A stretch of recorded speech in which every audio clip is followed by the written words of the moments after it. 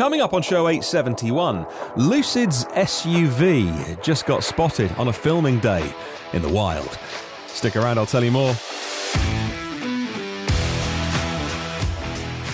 Plus the Genesis all-electric luxury saloon car. Bollinger doubled their staff and moved to Michigan.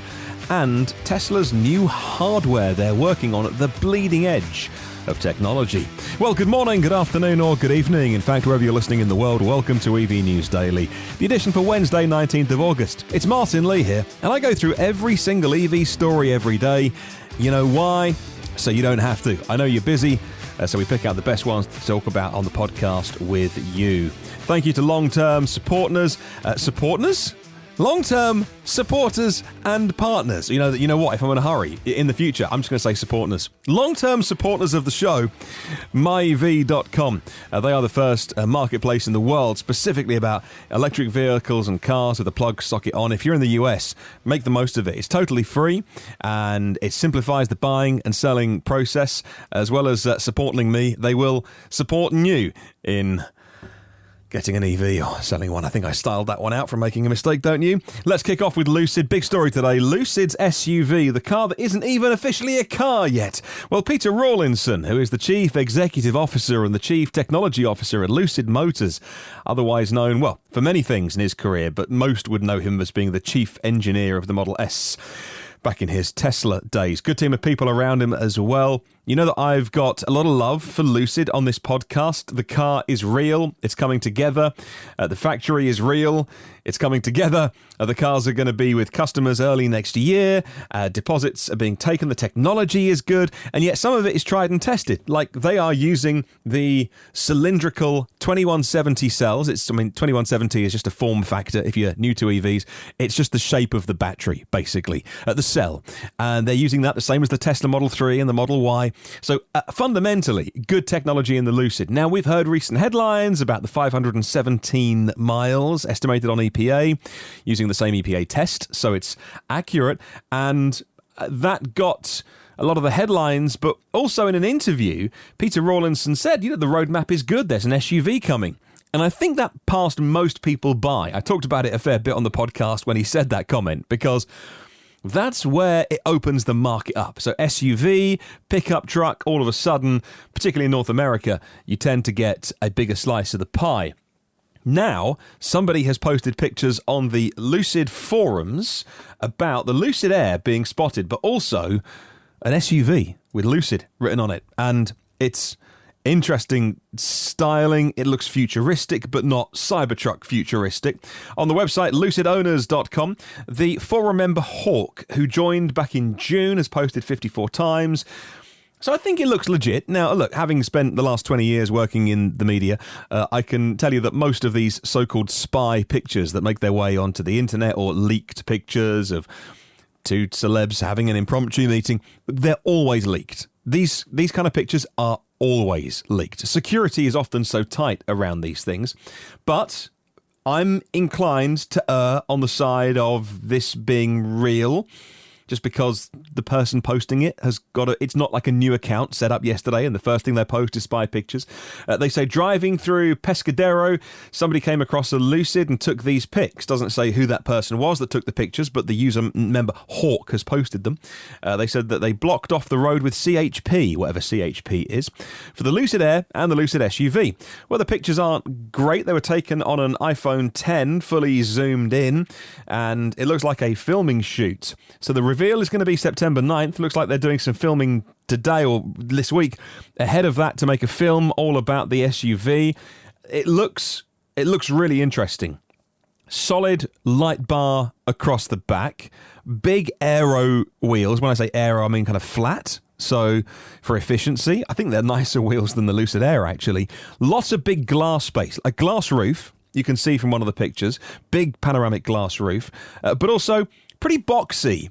Do you know the shape of the Soul, the Kia Soul EV? Not a million miles away from a bigger, slightly more rounder version of that, but less fussy. Actually, just one single red light across the back, and it's got wing mirrors. It's not a concept car, because concept cars never have things like wing mirrors, or maybe they have little stubby cameras. it's got all those things that make me think, okay, so maybe this is reasonably close to how the car is going to turn out. So apart from acres and acres of glass, it's got a very straight line from the A-pillar all the way through to the rear of the car. And like I say, loads of storage in this as well. Now, that is, of course, overshadowing the fact that this was filmed next to a Lucid Air without any of the camouflage on. And these pictures taken from... as you know, some of them you can see were taken from the it looks like actually the passenger seat of a Tesla Model 3, actually, because the wing mirror is caught in the side of one of the photos. Again, they're from a distance, but the Lucid Air itself, without any camouflage on, just in normal daylight, looks a really, really compelling car. Lower than I realised, longer, sleeker than I've seen in the official press shots or the ones with camouflage as well. And so we'll see what happens on the 9th when they get unveiled, and then maybe we'll see the film that they were shooting today. There's a Tesla Model 3 in the background of this as well. Obviously, one of the staff has driven their electric Tesla along for the shooting. We can't tell too much more about them, but we'll leave it there. I'll pop a link in the show notes to lucidowners.com forum. Have a look for yourself at these 8 photographs, and we look forward to the reveal. Another car that is going to be revealed not soon is the Genesis all-electric car, the EG80 all-electric luxury saloon car. And it's been spied. The refreshed model has been spied. Well, there's going to be 2 new gas engines, and outside the US, a diesel as well. However, new spy photos on the Nürburgring show the luxury brand is developing an electric powertrain for the G80. An electric one, says Motor One. No details at the moment about what the electric powertrain is going to look like from Genesis. We don't know how many motors it's going to have, or the range, or the pack size, but the blog KoreanCarBlog.com does suggest and report last month that it'll be in the same market as the Tesla Model S, Mercedes-Benz EQS, and here within 2 years as well. They are working on over-the-air updates as well, so full functionality can be updated over the air as all good new EVs can as well, and improving some vehicle functions long after you've bought the car.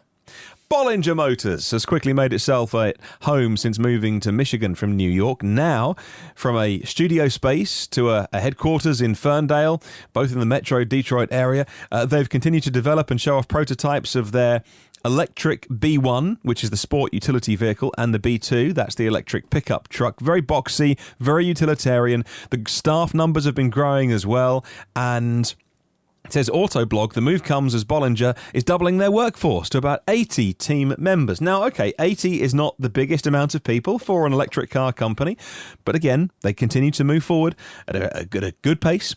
Serious off-roading in the B1 and the B2, dual motor powertrain, 614 horsepower, payload of 5,000 pounds, towing 7,500 pounds, hydro pneumatic suspension, and portal axles, allowing the driver to choose between 10 and 20 inches of ground clearance. Battery pack is confirmed 120 kilowatt hours. I'll pop that story from Autoblog in the show notes if you'd like to read more. Let's talk about some hardcore engineering being done by Tesla. Reporting to be teaming up with Broadcom to make a new processor. And processors come in various production sizes for the chips on them, and the 7 nanometer processor is the smallest one to be made so far, smaller being better. Something known that it could be used for hardware 4. Now, at the minute, it's hardware 3 being rolled out in the latest generation of Tesla cars. But the next generation of full self-driving will require a more powerful computer. Elon did a bit of a hat tip to it a little while ago to say that in a couple of years' time, hardware 4 is on a whole new level. The new 7 nanometer HPC chip will be made on TSMC's nodes and made later this year, aiming to go into cars from 2022 onward, says the website tweaktown.com. Well, mass production of the new full self-driving chip begins next year in 2021. At the minute, though, the company they're using to make them, TSMC, is flooded with orders for this type of chip. AMD are building their entire Ryzen CPU and Radeon GPU families on exactly the same technology. Like I say, this is the latest, greatest, bleeding edge technology. I built myself a new video editing computer over lockdown because, was at home and had the time. I wasn't commuting. And so that's, I've built this with the latest AMD technology. That's the cutting edge stuff that Tesla is working on. It's the stuff that's going to be in the new Xbox Series 10 and the PlayStation 5 consoles, by the way. Is it going to be for hardware 4? Well, that's what many of the stories online today said that it's going to be for use in cars. However, what about for so-called Project Dojo? Could it be for the servers that actually live at Tesla HQ as they build out this neural network of intelligent or learning machines to power the back end of their self-driving capability? Maybe it's not. Maybe this deal, because everyone's kind of done 2 and 2 equals 4. Maybe it's equals 5 on this because they've gone like, oh, new hardware is coming from Tesla. It's the latest, greatest production processes. It must be for the cars, but hey, they could be developing their own hardware for their own servers. I don't know. Like, I'm not that deep into Tesla land, and I'm not that deep into chip technology land to be able to go deep on this. But it's super interesting to me that Tesla are involved with that level of like silicon. So I guess I shouldn't be surprised. They are a Silicon Valley they're a tech company more than the car company. I mean, they got rid of the word motors from their name because they're not a car company. So I shouldn't be surprised, but I find it fascinating that that's where they're putting their energy. That's where they're aiming. And you wonder how many other companies that have similar ambitions to Tesla are looking to buy a similar solution off the shelf from a supplier or a tier 1 supplier. So you wonder how many other car companies, rather than do it themselves, would go to the market to provide that and supply that. And that's one of the advantages that the Tesla fans would say it's an advantage that they control that whole process, even down to the point of getting their own silicon made. Hardcore stuff. We'll wait and see where it goes. Lots of people today online saying they know the answer to this. Of course, no one does. It's all speculation. But it's interesting to speculate about, right? Because it's just shows that pace of change continues. So VW popped a new page on their press site today, which I found, and it's all to do with everything. They've titled it "Everything You Wanted to Know About EVs." Now, VW have gone out of their way to make a guide to somebody coming into the EV market. That makes sense. Those buying the ID3, soon the ID4, etc. They say everything you wanted to know about EVs but might be afraid to ask. I reckon this is going to be made into like some sort of PDF or a glossy brochure that a dealer can give you, because it goes through, well, the webpage at least goes through why should I buy an EV and why does Volkswagen want to build so many? Why are they safe? And are the batteries in the cars like my phone or laptop? And the battery in my phone lasts a few years. Is the car the same? So they've really addressed a lot of those questions from people who probably aren't interested in EVs as much as you and I are, but they're very common questions. They've got a charging section. How long does it take? Where can I plug in if I haven't got a driveway? How much energy is the battery pack hold? If it's raining, can I charge? Yes. And what is fun about an EV? How far can I go? What's range anxiety? I hate that phrase. I try not to use it as much as possible because it exists in petrol cars. Like, if you don't put enough petrol in to get to the next petrol station, you've got range anxiety, right? It's not an EV unique thing. Anyway, regen braking. Why do EVs have different wheels? It's a good, like aero wheels. Good question. And finally, on saving. Electric cars cost a little more than combustion cars. Why is that? And how do I save money with an EV? How much does it cost to charge? And so I'll pop a link in the show notes if you'd like to read more, but I reckon this content has been written to sort of repurpose, to hand over to customers or to put on blogs and things like that. But for now, it sits on the VW press office newsroom. So have a look if you're interested. Kandi is a maker of EVs, Kandi. They are the subsidiary company is called Kandi America, and they just announced with an online presentation details of their $10,000 EV. You heard me right, it's $10,000. But listen up before you buy one. They're offering a special promotion for the first 1,000 pre-orders for each of the two models they sell. Originally priced at $20,000, the K27 is now $17,500. The K23 is discounted from 30 grand to 27,500, but that's without federal tax credits. So if it applies to you, if you qualify for the tax credit, it brings the price down of the cheapest car to less than $10,000 for the K23. Nationwide pre-orders can be made at drive.candyamerica.com, and you can submit a fully refundable $100 and secure your place in the first 1,000 pre-orders. The vehicles are available for delivery starting in Q4 later this year. Prospective dealers wanting to sell a Candy car can find out more on their website as well. The K23, by the way, the cheaper one, sorry, the more expensive one, I think the K23, yeah, it is, isn't it? Even then doesn't have the greatest of specs, and you will be looking at something like a 20 kilowatt motor. Yeah. Oh no, this is for the K27, apologies, the cheaper one. This is the one that you can get for less than 10 grand. The spec sheet says 20 kilowatt motor, okay, 100 miles of range, because, you know, your 10 grand after the federal tax credits doesn't get you much more range than 100 miles. It'll do a top speed of 63 miles an hour. It's got a 17.69 kilowatt hour battery pack. It is approved to carry 4 adults in it as well. And it's just a cute little city car. It looks like a cartoon.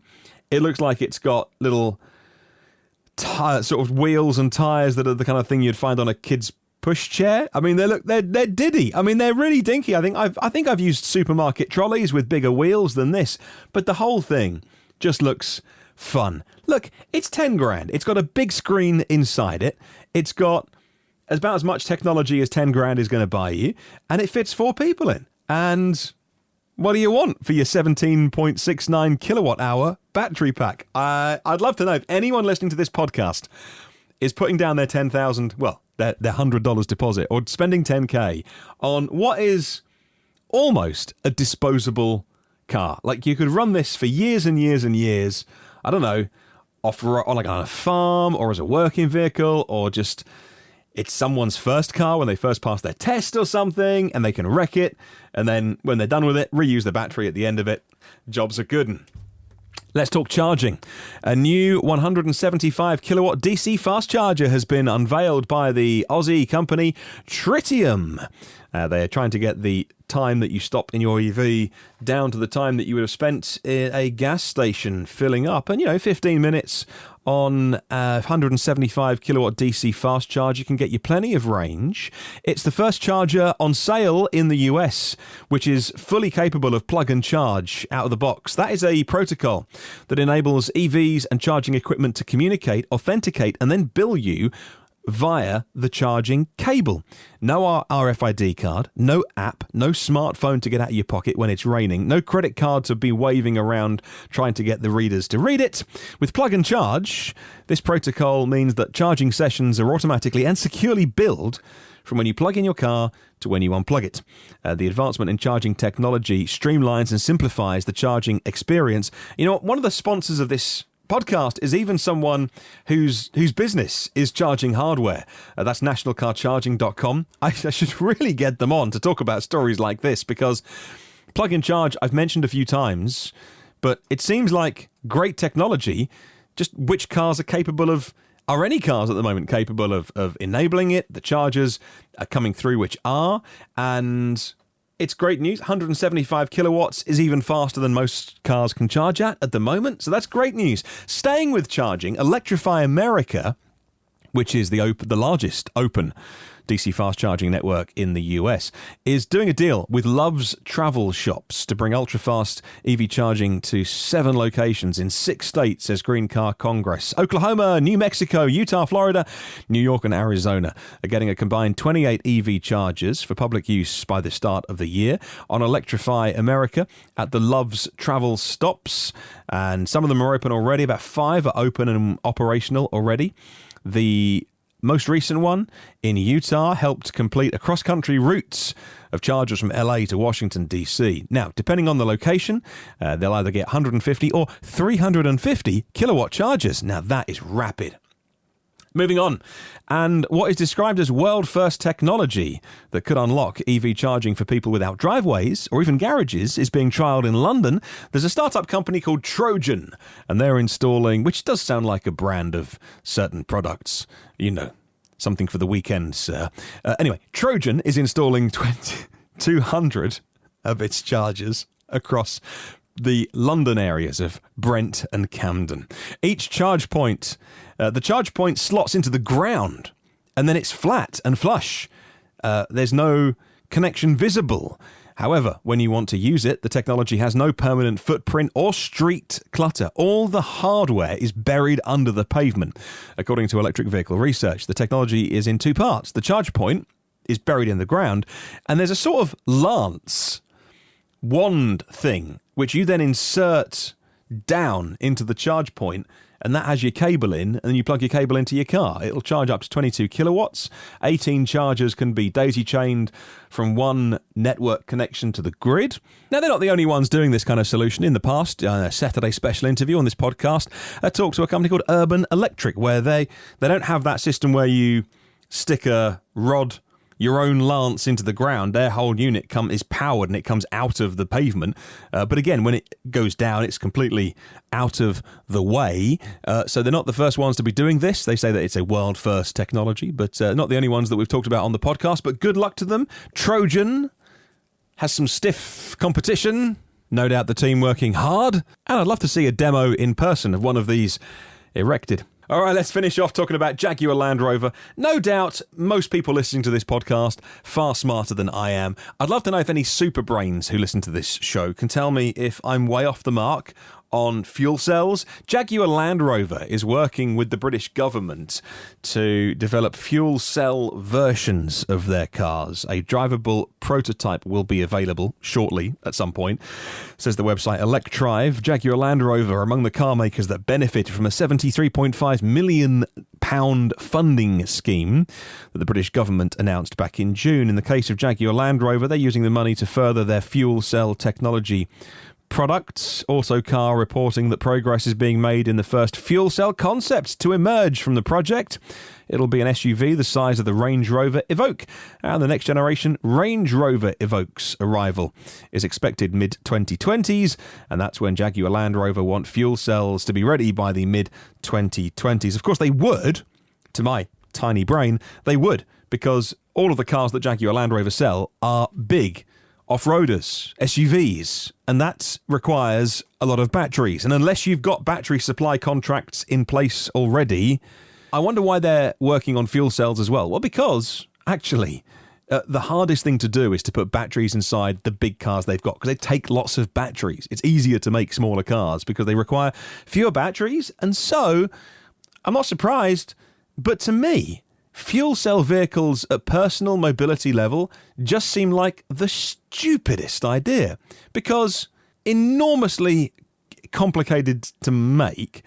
Hydrogen has been 5 years away for the last 30 years, and then even if you can make a hydrogen car that is safe, and if you can make one that has reasonable performance, that is basically an EV, because all you've got is by carrying the hydrogen around, you just carry around the fuel that is then turned into electricity, that then charges a battery, that then moves you forward. I mean, hydrogen cars are just electric cars, a lot more complicated than current electric cars. But for them to work, you then need to build a global hydrogen filling station network. It's so expensive to do, no one's going to do it. You know, I think for commercial transport, for fixed location, for hubs, for passenger transport, for buses, boats, planes, fuel cells got a really interesting future. But for the cars that you and I drive every day, it's a non-starter. But if you think differently to me, tell me why. and I'd love to learn from you. That's your show for today. Hope you enjoyed it. If you want to, you can listen to 870 previous shows in the archive or wherever you get your podcasts from. You can email me anytime. hello@evnewsdaily.com is my email. Check out the blog, which is evnewsdaily.com, and there's a little contact form. Just at the top, you'll see it. It says contact. It's a dead giveaway. You click that, you type in your message, you hit the button that says send to Martyn, and I'll get it and reply to you. Thank you very much for listening today. Thank you as well to our premium partners, Phil Roberts of Electric Future, Brad Crosby, Avid Technology, Porsche of the Village in Cincinnati, Audi of Cincinnati East, nationalcarcharging.com and allohacharge.com. And now Derek Riley with his EV Review Ireland YouTube channel. Have a wonderful day. Catch you tomorrow, and remember, there is no such thing as a self-charging hybrid.